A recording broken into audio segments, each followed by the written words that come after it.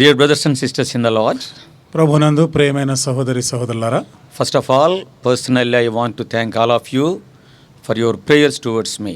మొదటిదిగా మరి సహోదరుని పక్షంగా మీరు చేసిన ప్రార్థనలన్నింటిని బట్టి మీ అందరికీ ఎంతో కృతజ్ఞుడను. Because of your prayers and by the grace of God, after suffering with COVID and also other related diseases, God has healed me and enabled me to resume to this ministry. మీ ప్రార్థనలు బట్టి, దేవుని యొక్క కృపను బట్టి గడిచిన దినాల్లో కోవిడ్తో బాధపడుతూ ఇంకా ఇతరత్ర ఆరోగ్యపరమైన సమస్యలతో ఉండగా దేవుడు సహాయం చేసి స్వస్థతనిచ్చాడు.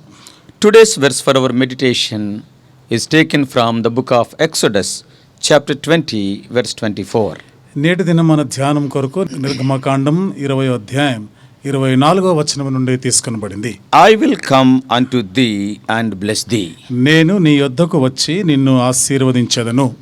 As we all know, Exodus chapter 20 is one of the most important chapters in the whole Bible. మనందరికీ తెలిసినట్లుగా నిర్గమకాండం 20వ అధ్యాయం బైబిల్ గ్రంథంలోని అధ్యాయాలన్నిటికన్నా కూడా చాలా ప్రాముఖ్యమైనది. In this chapter, ఈ అధ్యాయంలో God spoke of the 10 commandments to Israel as a whole as they assembled together at the foot of Mount Sinai.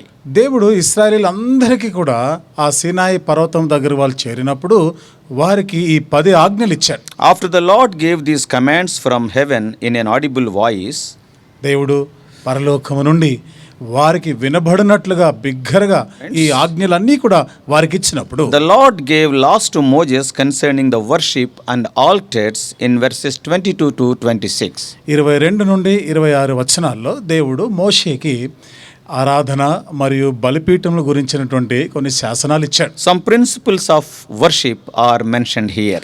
ఆరాధన కొరకైనటువంటి కొన్ని నియమాలు ఇక్కడ ప్రస్తావించబడ్డాయి. God told Moses and he asked him to warn the Israelites not to make their own idols.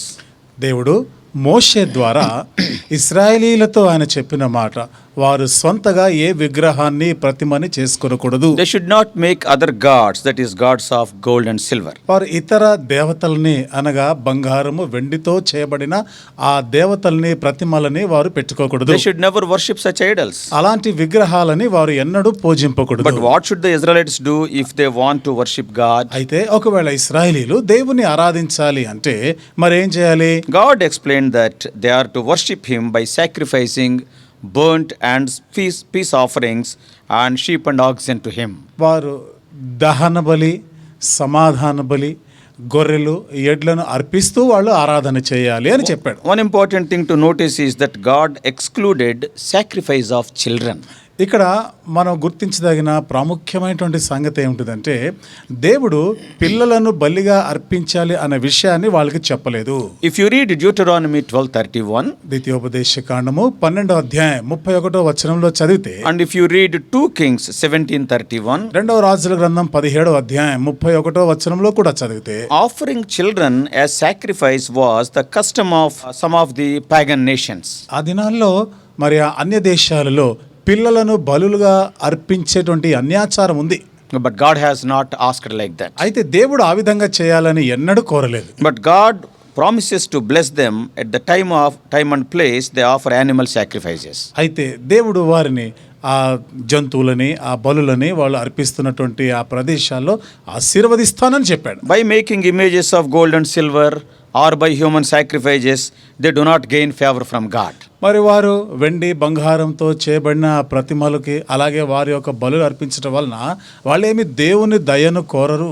Secondly, Lord has given some specifications regarding the altar also. రెండవదిగా దేవుడు ఈ బలిపీఠం గురించి కూడా వారికి కొన్ని వివరణలు ఇచ్చాడు. The altar they were to make for the animal sacrifices was to be made from dirt and uncut stone. చూడండి, వారు ఈ యొక్క జంతువులని బలిగా అర్పించడానికి వారు నిర్మించవలసినటువంటి ఆ బలిపీఠము మలచని రాళ్లతోనూ ఆ మట్టితోనూ చేయాలి. This prevented them from trying to make the altar attractive. కాబట్టి ఈ విధంగా చేయటం వలన ఆకర్షణీయంగా చేసేటువంటి ఆ బలిపీఠం నుండి వారు నివారించబడుతున్నారు. Why did God not permit them to decorate the altar with cut stones? ఎందుకు దేవుడు మలచిన రాళ్లతో మరి ఎంతో ఆకర్షణీయంగా అలంకరించబడిన బలిపీఠం చేయాలని ఎందుకు చెప్పలేదు? See, when we see the altar can be compared to the place of worship in the New Testament times. ఇక్కడ మనం గమనిస్తే క్రొత్త నిబంధన కాలంలో ఈ బలిపీఠంలు అనేవి ఆరాధన స్థలాలుగా ఉండేవి. Altar is a place where the sacrifices are offered. ఈ బలిపీఠం యొద్ద బలులు అర్పించబడుతూ ఉంటాయి. So in the New Testament times, కాబట్టి క్రొత్త నిబంధన కాలంలో we can compare our church buildings and their interior decorations and other related structures where we are gathering to offer our worship unto the Lord. కాబట్టి మన యొక్క మందిరం కట్టడాలు ఆ లోపల ఉన్నటువంటి అలంకరణలు ఈ ప్రదేశాలన్నీ కూడా దేవుని ఆరాధించడానికి కొరకటువంటి స్థలాలు అవి. Our worship is a spiritual sacrifice. మనం చేసే ఆరాధన ఆత్మ సంబంధమైనటువంటి అభ్యాసం. Now the question is, ఇప్పుడు ప్రశ్న ఏమిటిదంటే why did God not permit them to beautify the altar?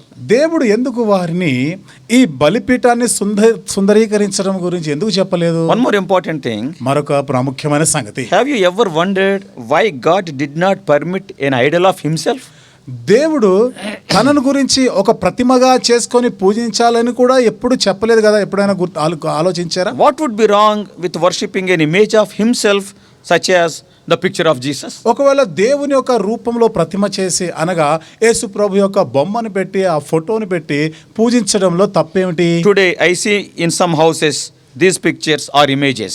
ఈ రోజుల్లో కొందరు ఇళ్లలో మనం చూస్తున్నాము ఇలాంటి బొమ్మలను పెట్టుకున్నారు, ఫోటోలు పెట్టుకుంటున్నారు. One has to think about these basic fundamental questions. కాబట్టి ప్రాథమికమైన పునాది అయినటువంటి ఈ ప్రశ్నల గురించి ఆలోచన చేయాలి. I believe the answer is that they would have worshipped and honored the altar because of its beauty and gold etc., and they would have worshipped the golden idol itself. కాబట్టి ఆ యొక్క బలిపీఠాన్ని వారు చక్కగా అలంకరించి ఉండుంటే, దానికి ఆ బంగారంతో వారు కానీ చేసి ఉండుంటే, దానినే వారు ఒక ప్రతిమగా చేసుకొని ఒక విగ్రహంగా చేసుకొని పూజించేటువంటి ప్రమాదం ఉండింది. So by worshipping the beautified altar, there is a danger of forgetting the true God and worshipping the man-made altars and idols. కాబట్టి సుందరీకరించబడినటువంటి బలిపీఠమును పూజించటం వలన ఆ నిజ దేవుణ్ణి వారు విస్మరించి వారు చేతులతో చేసినటువంటి ఆ యొక్క మరి వస్తువులని లేక బలిపీఠాన్ని పూజించే ప్రమాదం. If you remember, మీరు కానీ గుర్తు చేసుకుంటే the Israelites did exactly the same with the bronze serpent made by Moses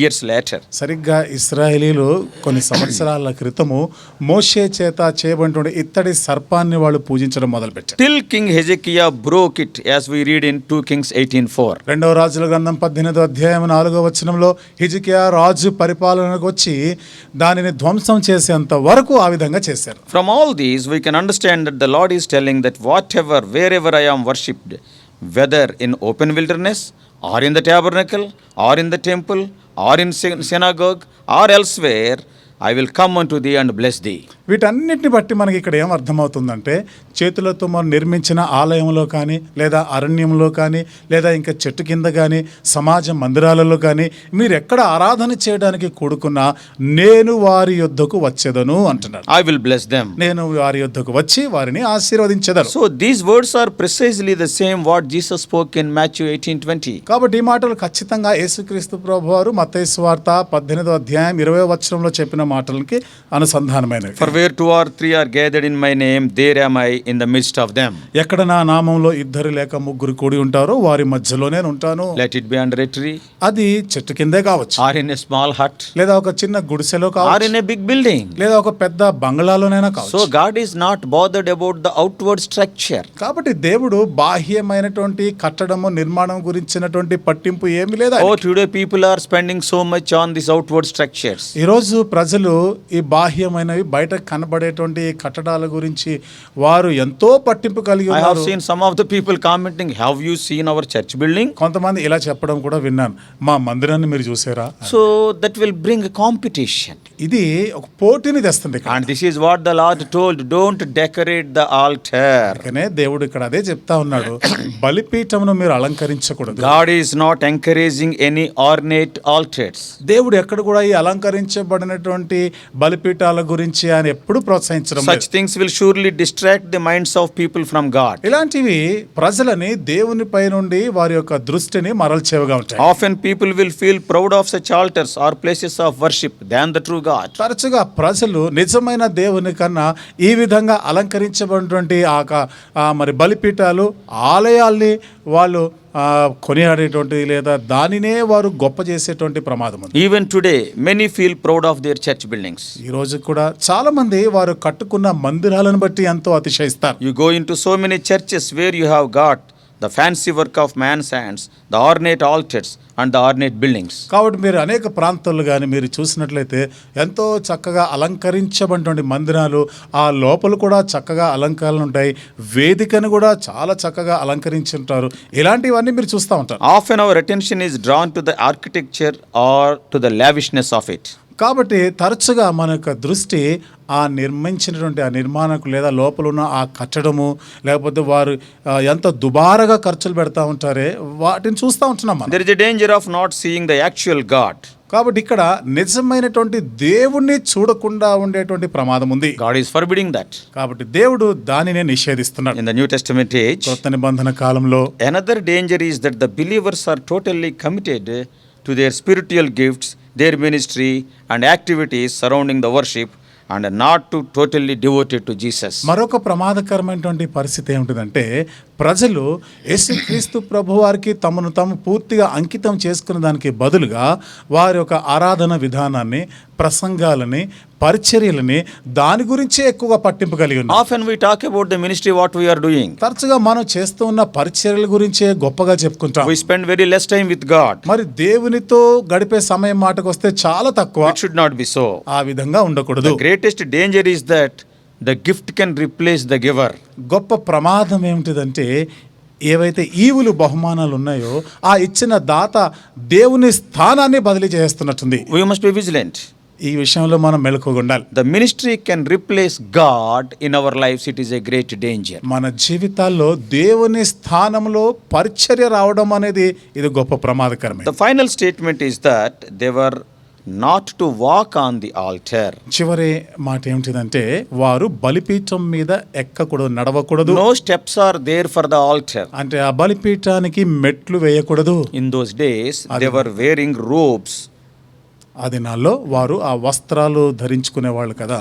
They were having those robes, and if they walk, their nakedness would be visible from the ground view. కాబట్టి వారు వేసుకున్నటువంటి ఆ వస్త్రధారణను బట్టి వాళ్ళు ఒకవేళ కొంచెం పై స్థాయిలో నడుస్తూ ఉంటే క్రింద ఉన్నవారు, నేల మీద ఉన్నవారు వారి యొక్క దిగంబరత్వాన్ని, దిస్మలని చూసేటువంటి ఆస్కారాలు ఉన్నాయి. So that's why walking on the altar is prohibited by God. ఆ కారణాన్ని బట్టి బలిపీఠం మీద నడవడము దేవుడు నిషేధించాడు. This talks about God's view on nudity, wearing revealing dresses. కాబట్టి ఇది దేవుని యొక్క దృష్టిలో నీ యొక్క దిగంబరత్వము, దిశమలు కనబడడం లేదా నీ వస్త్రాలు ఆ లోపల ఉన్నటువంటి అవయవాలు కనబడేటట్లుగా ఉండే ప్రమాదం. So today we can understand God has kept a dress code in the worship. కాబట్టి ఇది మనం అర్థం చేసుకోవచ్చు.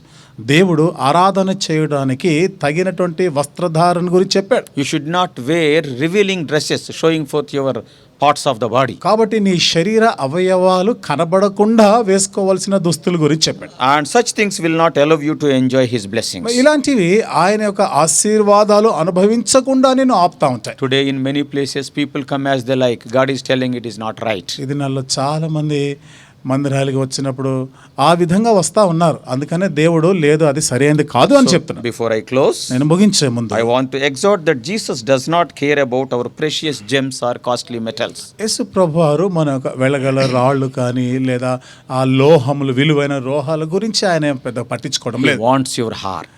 ఆయనకి నీ హృదయం కావాలి అని కోరుతున్నాడు. More than our polished words and decorated buildings, he values the heart which is truly loving him. మెరుగులు దిద్దినటువంటి మాటలు, నునుపైన మాటలు కానీ లేకపోతే అలంకరించబడినటువంటి మందిరాల కట్టడాల కన్నా హృదయాంతరంగా ఉండి వచ్చేటువంటి ఆ మాటలను ఆయన పట్టించుకుంటున్నాడు. May God help us to worship accordingly and be blessed. ఆ విధంగా మనం ఆరాధిస్తూ దేవుని చేత ఆశీర్వదించబడినట్లుగా దేవుడు సహాయం చేయను. May God bless you. దేవుడు మిమ్మల్ని దీవించునుగాక.